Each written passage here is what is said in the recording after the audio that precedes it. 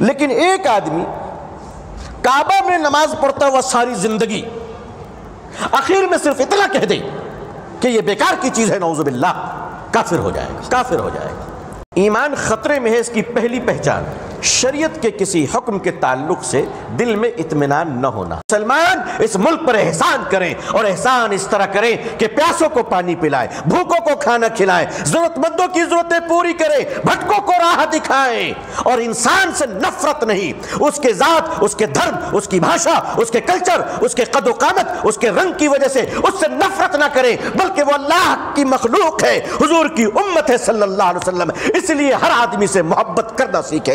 ألا بذكر الله تطمئن القلوب۔ السلام علیکم ورحمۃ اللہ وبرکاتہ۔ بسم اللہ الرحمن الرحیم، الحمد للہ رب العالمین، والعاقبۃ للمتقین، والصلاة على رسوله محمد وعلى آلہ واصحابہ اجمعین۔ رب اشرح لي صدری ويسر لي امری واحلل عقدۃ من لسانی یفقهوا قولی۔ رب یسر ولا تعسر وتمم بالخیر، اللهم رب زدنی علما والحقنی بالصالحین۔ فاعوذ باللہ من الشیطان الرجیم، بسم اللہ الرحمن الرحیم۔ یا ایہا الذین آمنوا ادخلوا فی السلم کافہ ولا تتبعوا خطوات الشیطان انہ لکم عدو مبین۔ صدق اللہ العظیم وصدق رسولہ النبی الأمی الکریم۔ اللہم صل علی سیدنا محمد وعطرته بعدد كل معلوم لك۔ اللهم صل على سيدنا محمد عبدك ورسولك وعلى المؤمنين والمؤمنات والمسلمين والمسلمات۔ حضرات علماء کرام، بزرگان محترم، نوجوانان اسلام، عزیزان گرامی، مسلیان عظام، دانشوران قوم و ملت، اللہ تبارک و تعالی نے قرآن کریم کے اندر ایمان والوں سے فرمایا کہ تم اسلام میں پورے داخل ہو جاؤ۔ ظاہر ہے کہ جو لوگ اسلام میں داخل ہیں وہی مسلمان ہیں، اور ایمان والے اسلام میں داخل ہیں تبھی تو انہیں مومن بھی کہا جاتا ہے۔ لیکن اللہ تبارک و تعالی نے ایمان والوں کو مخاطب فرماتے ہوئے ارشاد فرمایا کہ اے ایمان والو، تم اسلام کے اندر پورے کے پورے داخل ہو جاؤ۔ اور یہ حکم ہے اللہ تعالیٰ کا کہ جو لوگ ایمان لا چکے ہیں ان کے لیے ضروری ہے کہ وہ اسلام میں مکمل طور پر داخل ہو۔ ایمان لانے کے بعد وہ اپنی مرضی اور اپنی خواہشات کے تابع نہیں ہیں، بلکہ اللہ اور اللہ کے نبی صلی اللہ علیہ وسلم کی رضا کے تابع ہیں۔ یہ ایک بڑی عجیب سی بات ہے کہ آدمی ایمان لانے کے بعد سب سے پہلے وہ جس چیز کی قربانی دیتا ہے یا اسے دینا چاہیے وہ اپنی خواہش اور اپنی پسند ہے، اور ساری چیزیں اس وقت دنیا میں ان دونوں چیزوں پر منڈلا رہی ہیں، ہماری پسند، ہماری خواہش۔ کبھی احساس بھی ہوا کہ اللہ اور اللہ کے رسول کی خواہش کیا ہے صلی اللہ علیہ وسلم؟ کبھی اس بات کا احساس بھی ہوا کہ حضور صلی اللہ علیہ وسلم کی پسند کیا ہے؟ ایک کامل مسلمان بننے کے لیے جن خصوصیات اور جن صفات کی ضرورت ہے ان میں سب سے پہلی صفت یہ ہے کہ اپنی پسند اور اپنی خواہشات کے ساتھ سیکریفائز کرنا۔ اور یہ بہت بڑا معاملہ ہے، جو نہ کرے اس کے لیے پہاڑ ہے، اور جو کر لے اس کے لیے تو اتنا آسان ہے کہ وہ اس کے بغیر جی نہیں سکتا، اس کے بغیر رہ نہیں سکتا۔ لوگ سمجھتے ہیں کہ اولیاء اللہ بننا، اللہ کے نیک بندے بننا ولی بننا بہت مشکل کام ہے۔ آپ یقین مانیے، مجھ جیسا گنہگار یہ سمجھتا ہے کہ دنیا کا سب سے آسان کام اللہ کا ولی بننا ہے۔ SLC کے اگزام دینے میں تو دقت ہے، 10 سال محنت کرنی پڑتی ہے، پھر بھی یہ ٹینشن رہتا ہے کہ پتہ نہیں میتھ کیسا جائے گا، سائنس کی کیا پوزیشن ہوگی، فزکس کی حالت کیا ہوگی ہماری، بایو ہماری کہاں پہنچے گی۔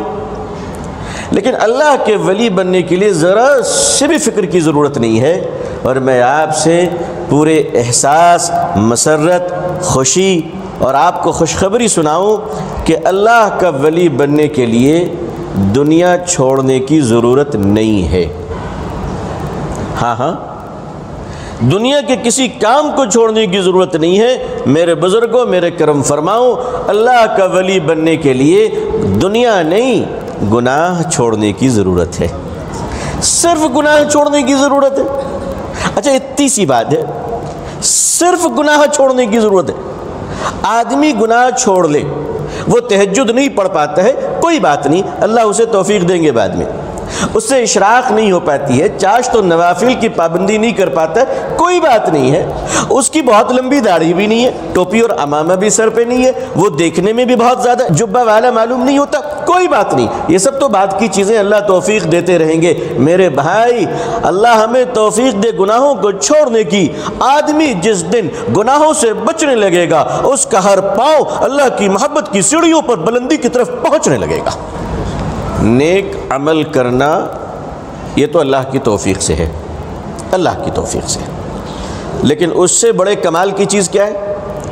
نیک عمل کرنا کمال ہے، یقیناً اللہ کی توفیق کے بغیر آدمی نیک عمل نہیں کر سکتا، لیکن اس سے بڑا کمال یہ ہے اس عمل کو سنبھال کر رکھنا۔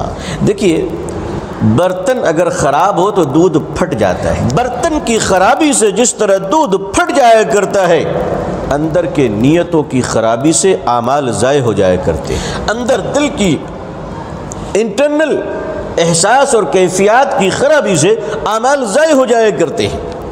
تو بنیادی بات ہمیں یاد رکھیں کہ مکمل اسلام میں داخل ہونے کا فلسفہ کیا ہے۔ اسلام میں داخل ہونے کے جو راستے ہیں وہ دروازے بڑے آسان ہیں اور بڑا سمپل راستہ اسلام میں داخل ہونے کا۔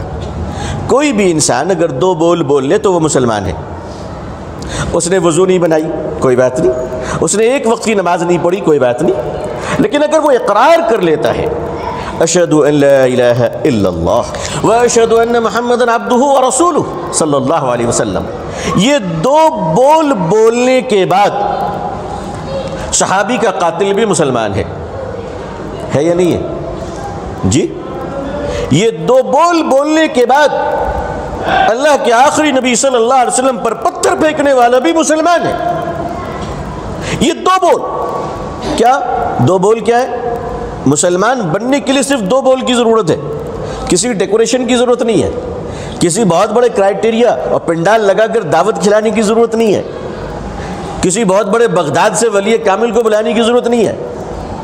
آدمی نے کہا اشہد ان لا الہ الا اللہ واشہد ان محمد عبدہ ورسولہ، اللہ کی طرف سے آواز آئی، میرا بندہ میری طرف آ گیا، میرا ہے میری طرف آ گیا۔ مطلب یہ ہے، اے اللہ، میں گواہی دیتا ہوں کہ آپ کے سوا کوئی رب نہیں ہے، اور اس بات کی گواہی دیتا ہوں کہ حضرت محمد صلی اللہ علیہ وسلم اللہ کے رسول ہیں، اللہ کے رسول ہیں۔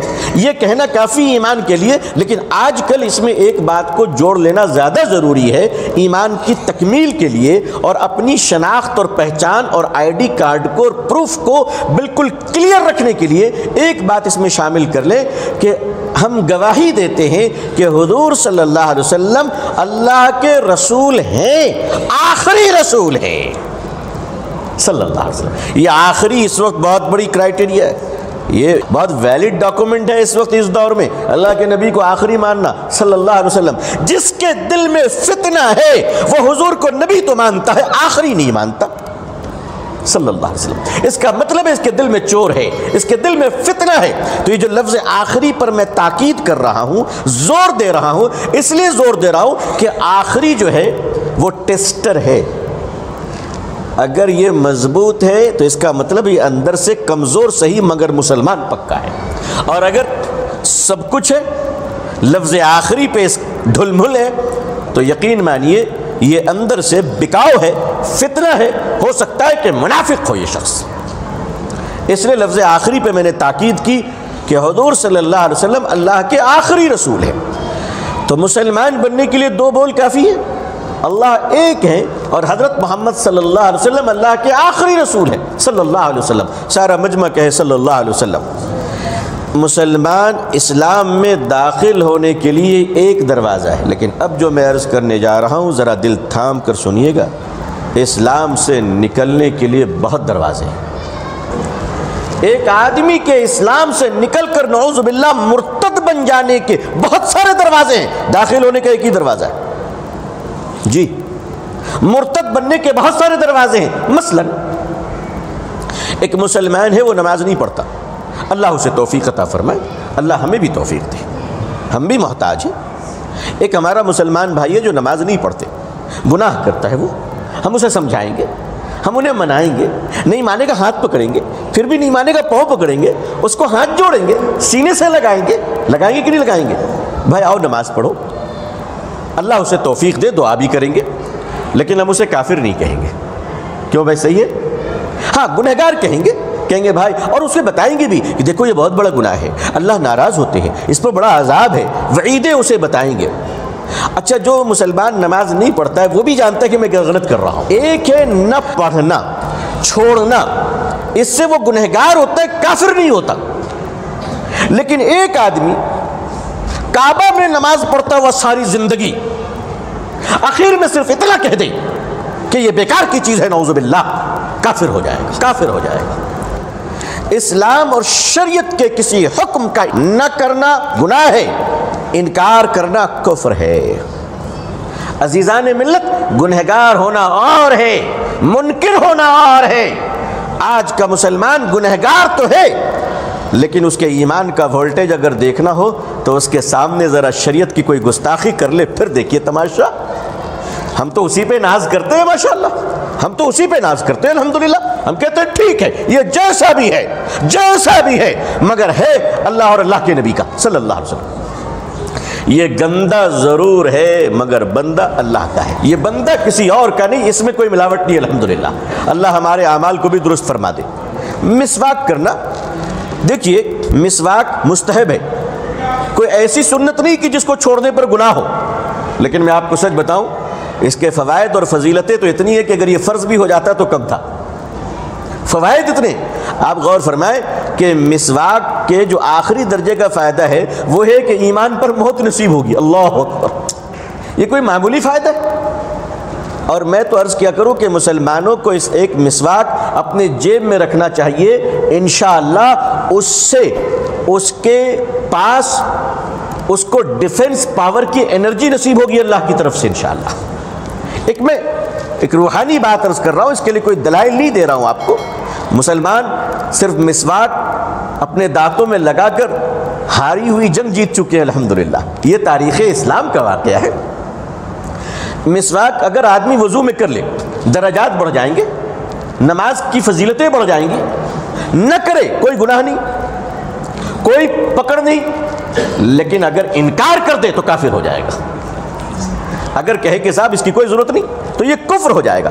اس لیے مسلمانوں کو زیادہ ڈرنے کی ضرورت ہے کہ اے اللہ، جس قیمتی اسلام کے محل میں آپ نے ہمیں داخل کیا ہے، ہم کہیں اپنی نادانی، اپنی غفلت اور اپنی جہالت کی وجہ کر، اپنی لالچ کی وجہ کر، اپنی بدعمالی کی وجہ کر، شیطان کے فتنوں کی وجہ کر، اپنے نفس کے مکاری کی وجہ کر، کہیں کوئی ایسی بات ہم سے سرزد نہ ہو جائے کہ ہمیں خبر بھی نہ ہو اور معلوم ہوا کہ ہلکے سے دروازے سے باہر چلے گئے۔ اس لیے اپنے ایمان کی فکر ہم لوگ کریں انشاءاللہ۔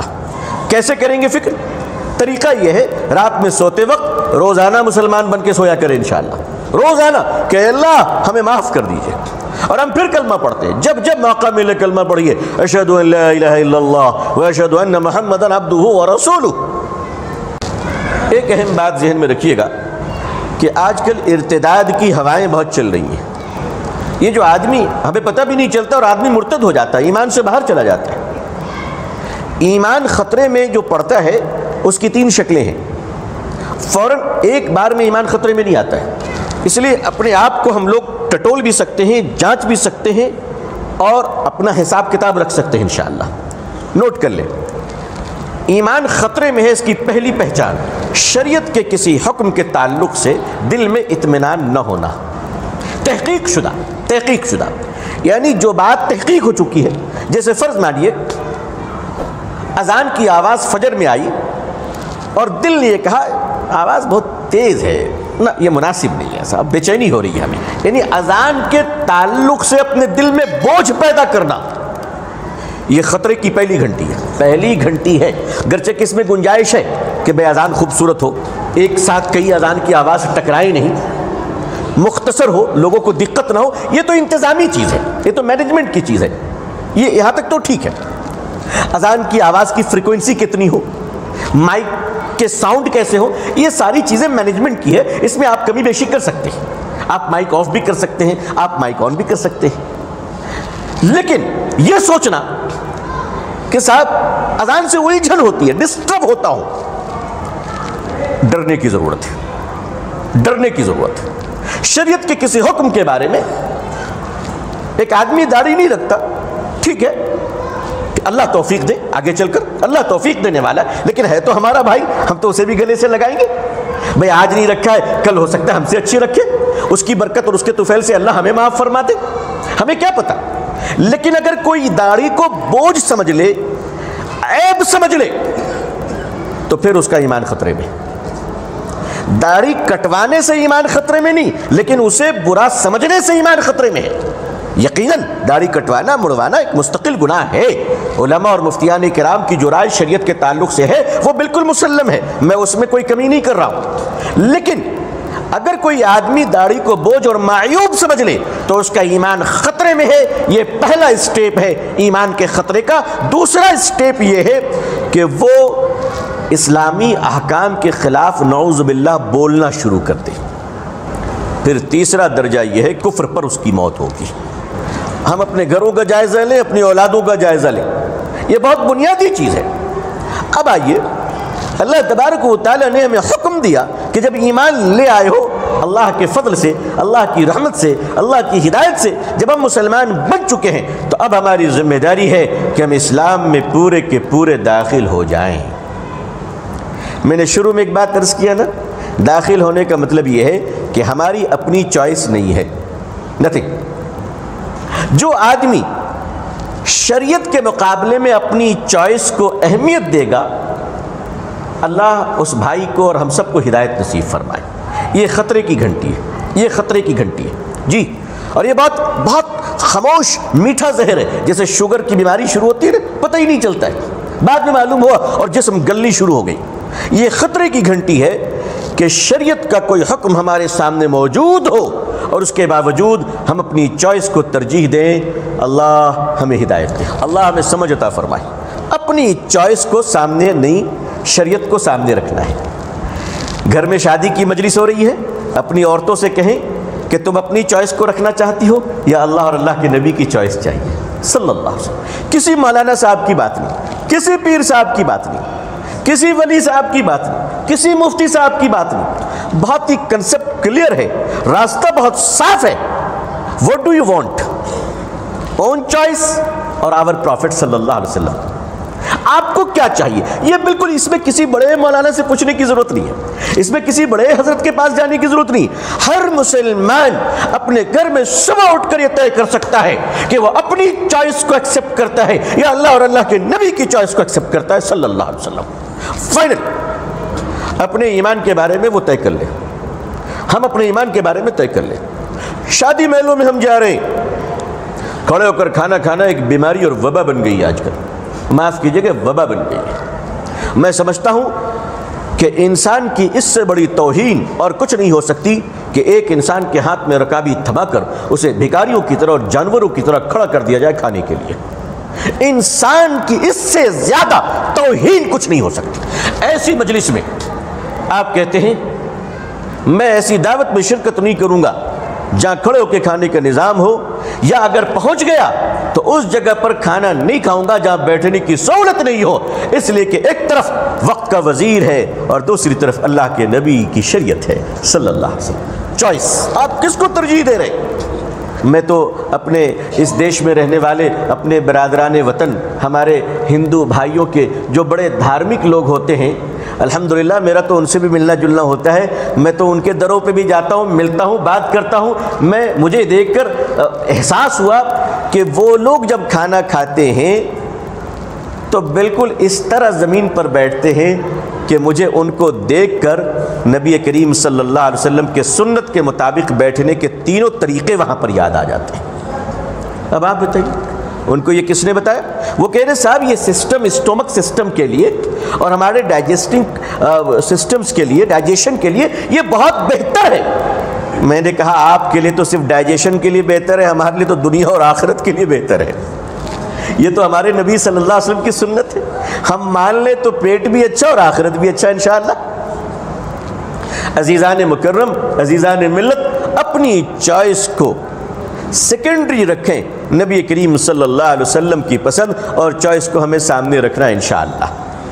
دوسری بات جو میں آپ کی خدمت میں عرض کرنا چاہتا ہوں، امید ہے کہ آپ توجہ فرمائیں گے، اللہ تبارک و تعالی نے حکم دیا کہ اسلام میں پورے کے پورے داخل ہو جاؤ۔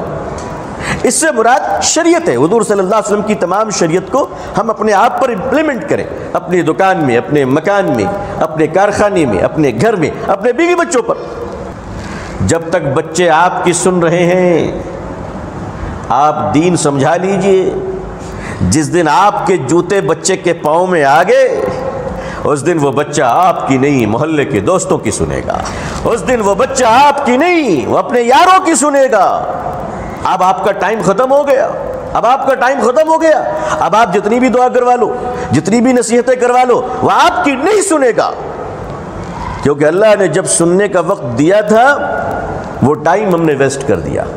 اس لیے اپنے چھوٹے چھوٹے بچوں کو رات میں کاؤنسلنگ کیجئے، 5 منٹ سونے سے پہلے دین کی باتیں بتائیے، قبر و آخرت کی باتیں کیجئے رات میں سونے سے پہلے، تب ہمارے گھر میں جو آخری چیپٹر ہو سونے سے پہلے وہ دین کی بات ہو، فیس بک نہ ہو، واٹس ایپ نہ ہو، سوشل میڈیا نہ ہو، ٹیلی ویژن نہ ہو، آخری چیز اللہ اور اللہ کے نبی صلی اللہ علیہ وسلم کی باتیں ہوں، تاکہ اگر موت آ جائے تو ہماری زندگی کا آخری کام اللہ کا ذکر، حضور کی یاد ہو جائے صلی اللہ علیہ وسلم۔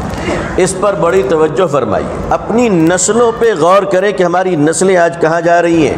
مسلمان مطمئن ہے کہ نہیں صاحب میں تو بڑا نماز پڑھتا ہوں، اللہ کا شکر ہے نماز پڑھتے، اللہ ہمیں بھی توفیق دے، اللہ قبول فرمائے۔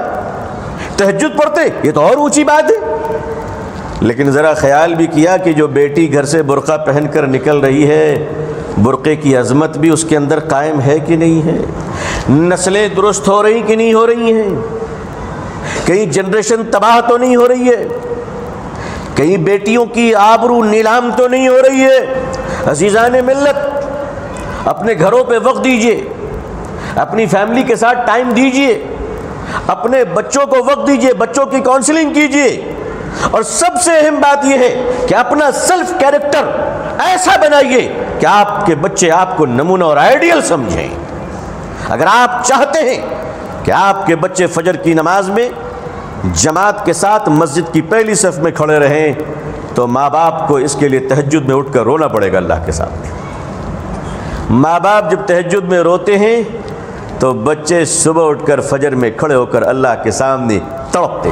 اپنی آمدنی پر دھیان دینی پڑے گی کہ جو مال آپ کما رہے وہ حلال تو ہے، جی حلال ہے کہ نہیں ہے؟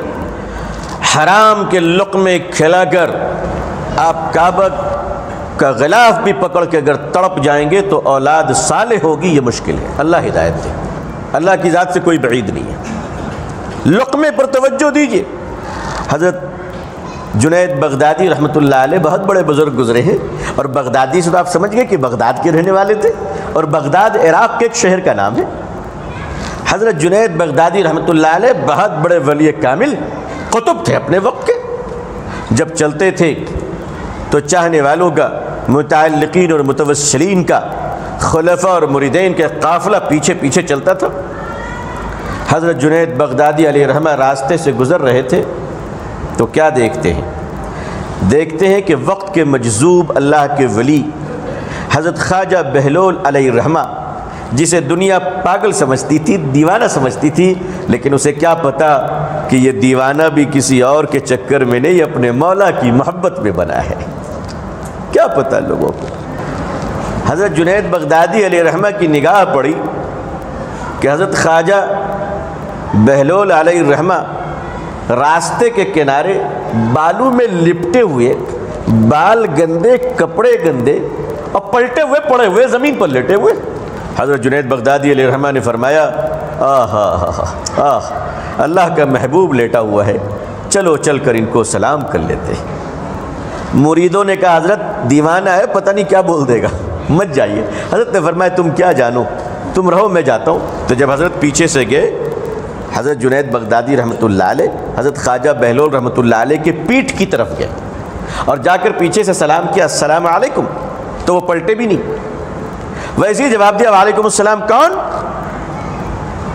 تو انہوں نے اپنا انٹروڈکشن کرایا، حضرت میں جنید ہوں۔ تو پھر ویسے ہی لیٹے لیٹے فرمایا اچھا وہی جنید جو بڑی تقریریں کرتے ہیں، بڑی مجلسیں لگتی ہے، بڑے لوگ سنتے ہیں، بڑی خانقاہ چلتی ہے۔ تو فرمانے لگے کہ جی حضرت اللہ کا شکر ہے، اللہ کی توفیق سے کچھ دین کی باتیں کر لیتا ہوں، اور اپنی حیثیت تو کچھ بھی نہیں ہے۔ کہا اچھا ٹھیک ہے۔ حضرت جنید بغدادی علیہ الرحمہ نے پھر پیچھے سے فرمایا حضرت کچھ نصیحت کر دیجیے۔ فرمایا نصیحت؟ کھانے کی سنت معلوم ہے؟ اب آپ بتائیے، ہمارے جو 3 دن جماعت میں چلا جائے اس کو معلوم ہو جاتی ہے ماشاءاللہ، یہ تو وقت کے جنید بغدادی علیہ الرحمہ ان کو معلوم نہیں ہوگی۔ پوچھا کھانے کی سنت معلوم ہے؟ کہا جی حضرت معلوم ہے۔ ابھی اتنے بڑے ولی، فرمایا بیان کرو۔ پلٹے نہیں، ویسے لیٹے ہوئے ہیں۔ پیچھے سے حضرت نے بیان کرنا شروع کیا۔ حضرت دونوں ہاتھ کو دھونا، کلی کرنا، دسترخوان بچھانا، کھانے کو سامنے سے کھانا، کھاتے وقت زیادہ باتیں نہیں کرنا۔ حضرت جنید بغدادی رحمۃ اللہ علیہ نے پوچھ لیا حضرت کچھ نصیحت کیجئے۔ حضرت نے فرمایا کھانے کے آداب بتائیے۔ حضرت نے کھانے کے آداب بتانے شروع کیے۔ سارے جب بتا دیے سنت تو حضرت نے فرمایا ہو گیا؟ کہا جی حضرت ہو گیا۔ کہہ رہے میاں ساری سنتیں بتا دی، اصل چیز تو بتائی نہیں۔ کہا کیا؟ کہا اصل چیز یہ ہے کہ پہلے یہ تحقیق تو کر لو کہ جو روٹی کھا رہے ہو وہ حلال بھی ہے کہ نہیں ہے۔ بھائی کمائی حرام کی تو نہیں ہے کہیں جس کے دسترخوان پہ بیٹھ گئے کھانے کے لیے؟ پھر بھائی حلال لقمہ کھاؤ انشاءاللہ، اللہ ہمیں بھی حلال کھلائے، اللہ آپ کو بھی حلال کھلائے، اللہ ہماری آل و اولاد کو بھی قیامت تک اہل و عیال کو حلال روزی کھلائے، اللہ آپ سب کو بھی حلال روزی کھلائے۔ لقمہ حلال خود بھی کھائیے اور اپنے بچوں کو کھلائیے۔ مشکوک مال سے پرہیز کیجیے، مشکوک مال جس میں ڈاؤٹ ہو نہیں، بالکل بہت احتیاط کی ضرورت ہے، بہت احتیاط کی ضرورت ہے۔ دوسری بات، اس زمین والوں پر احسان کیجیے۔ احسان کیسے کریں گے؟ جو آدمی ایک کانٹا اٹھا کر الگ رکھ سکتا ہے، یعنی ہماری اتنی طاقت ہے کہ ہم راستے پہ جا رہے ہیں، ایک کانٹا ایک پتھر ہم ہٹا سکتے ہیں۔ اگر اس نے قوت اور اختیار ہونے کے باوجود اس تکلیف دینے والی چیز کو نہیں ہٹایا، اس نے جرم کیا ہے، اپرادھ کیا ہے، وہ مجرم ہے۔ وہ جس زمین پر رہتا ہے اس زمین پر بوجھ ہے وہ، اور جس نے اپنے ہاتھ سے کوئی تکلیف والی چیز کو دور کر دی اس نے انسانیت پر احسان کیا۔ اب آپ طے کر لیجئے کہ اب گھر میں رہتے تو اپنا گھر صاف رکھتے ہیں نا ماشاءاللہ۔ جس ملک میں ہم رہتے ہیں، یہ دیش ہمارا بھارت، اس ملک میں رہنے والے مسلمانوں پر لازم ہے کہ مسلمان اس ملک پر احسان کریں، اور احسان اس طرح کریں کہ پیاسوں کو پانی پلائیں، بھوکوں کو کھانا کھلائیں، ضرورت مندوں کی ضرورتیں پوری کریں، بھٹکوں کو راہ دکھائیں، اور انسان سے نفرت نہیں، اس کے ذات، اس کے دھرم، اس کی بھاشا، اس کے کلچر، اس کے قد و قامت، اس کے رنگ کی وجہ سے اس سے نفرت نہ کریں، بلکہ وہ اللہ کی مخلوق ہے، حضور کی امت ہے صلی اللہ علیہ وسلم۔ اس لیے ہر آدمی سے محبت کرنا سیکھے، محبت کریں انشاءاللہ۔ اس ملک میں اگر آپ یہ کام نہیں کریں گے تو یہ ملک گرم ہو جائے گا۔ اگر اس ملک میں آپ احسان نہیں کریں گے، مانوتا کا کام نہیں کریں گے، انسانیت کے کام نہیں آئیں گے، اپنے ہاتھوں سے کانٹوں کو نہیں ہٹائیں گے، راہوں کے پتھر کو نہیں ہٹائیں گے، اگر گندی نالیوں کو صاف نہیں کریں گے، اگر اپنے کچڑوں کو کچڑوں کے ٹھکانے پہ نہیں رکھیں گے، اور لوگوں کے لیے اللہ کی رحمت نہیں بنیں گے، اگر تکلیف بنیے گا تو یہ ملک مسلمانوں کے رہنے کے قابل نہیں رہے گا۔ لوگ نفرت کریں گے اس ملک مسلمانوں سے۔ مسلمانوں، رات کی تہجد اپنی جگہ پر ہے، لیکن دین کے اچھے بیہیویئر بھی اپنی جگہ ضرورت ہے۔ اپنے بہترین کپڑے بہت اچھی چیز ہے، مگر راستوں کو صاف ستھرا رکھنا، اپنی گلیوں کو صاف رکھنا، اپنے گھر کے کچڑے کو دوسرے کے آنگن میں نہ پھینکنا، اپنے گھر کے کچڑے کو کسی ایسے نالی اور گٹر میں ڈال کر اس کو جام نہ کرنا، یہ بھی مسلمانوں کا دین ہے جو اپنے ملک کے لیے کرنا ہے، اپنے دیش کے لیے کرنا ہے، اپنی کنٹری کے لیے کرنا ہے، تاکہ جب ہم راستوں سے گزریں تو ہمیں دیکھ کر صرف ہماری کمیونٹی کو نہیں، جب ہم راستے سے گزرے تو ہمارے کپڑوں کو دیکھ کر، ہمارے لباس کو دیکھ کر، ہمارے اسٹائل کو دیکھ کر، ہمارے جبہ اور ہمارے امامہ اور ہمارے دستار کو دیکھ کر صرف ہماری کمیونٹی کو نہیں بلکہ ہمارا کریکٹر اور ہمارا بیہیویئر ایسا ہو کہ جب ہم راستے پہ چلیں تو صرف ہماری کمیونٹی کو نہیں، ہماری کنٹری کو ہم پر پراؤڈ فیل ہو انشاءاللہ۔ آپ راستے پہ گاڑی چلا رہے، بائک اور کار، راستے کا حق ہے آپ کے اوپر، سگنل کا حق ہے آپ کے اوپر، ریڈ سگنل آپ توڑیں گے گناہ ہوگا آپ کو، کیونکہ ملک کے قانون کا احترام ضروری ہے۔ سگنل پہ جو پولیس والے کھڑے ہوئے ہیں ان کو محبت کی نظر سے دیکھیے، وہ ہمارے بھائی اور بہن ہیں، اللہ جانے کل کس کو اللہ ہدایت دے۔ مسلمانوں، اگر دین پھیلا نہیں سکتے تو دین کے چاہنے والوں کے لیے دین پر رکاوٹ نہ بنو، اگر دین پھیلا نہیں سکتے تو کم از کم رکاوٹیں پیدا نہ کرو۔ آئیے ہم اپنی زبان کو ٹھیک کریں انشاءاللہ۔ اپنی زبان کو ٹھیک کرنے سے مراد یہ ہے اپنی زبان کو نرم بنائے، میٹھی بنائے، دوسروں کو تکلیف نہ دے، اپنے دل کو کچڑے کا ڈبہ نہ بنائے۔ یہ ہمارا دل ہے، اللہ کی محبت کی جگہ ہے، کارپوریشن کے کچڑا رکھنے کا ڈبہ نہیں ہے۔ اپنے دل کو حسد سے پاک کر لے، اللہ ہمارے دل کو بھی حسد سے پاک فرمائے، اللہ آپ سب کو بھی خوش رکھے۔ اللہ تبارک و تعالیٰ سے دعا ہے کہ اللہ تعالیٰ پوری دنیا میں ہم سب کو اسلام کی عزت دیکھنا نصیب فرمائے۔ آج میں اللہ کا شکر ادا کرتا ہوں کہ بڑے عرصے اور زمانے کے بعد اس عظیم الشان ادارے میں میری حاضری ہوئی الحمدللہ۔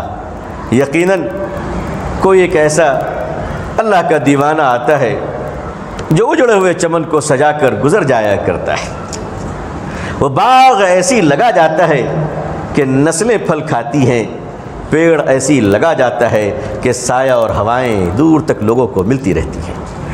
میرے مشفق کرم فرما مخدوم گرامی حکیم عارف باللہ نمونہ سلف حضرت مولانا حکیم ادریس حبان رحیمی صاحب رحمۃ اللہ علیہ، جنہوں نے اس پورے چمن کو لگایا، اس کی آبیاری کی۔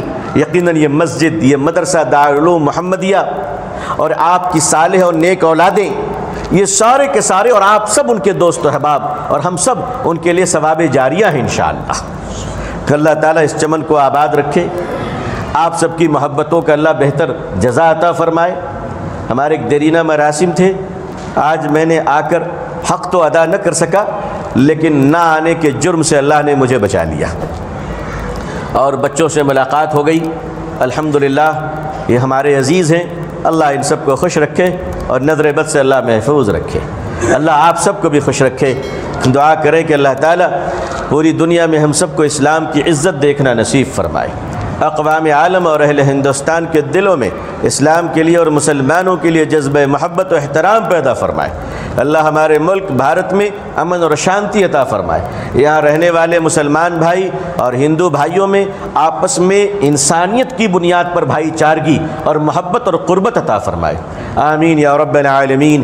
آخر دعوانا الحمدللہ رب العالمین، والسلام علیکم ورحمۃ اللہ وبرکاتہ۔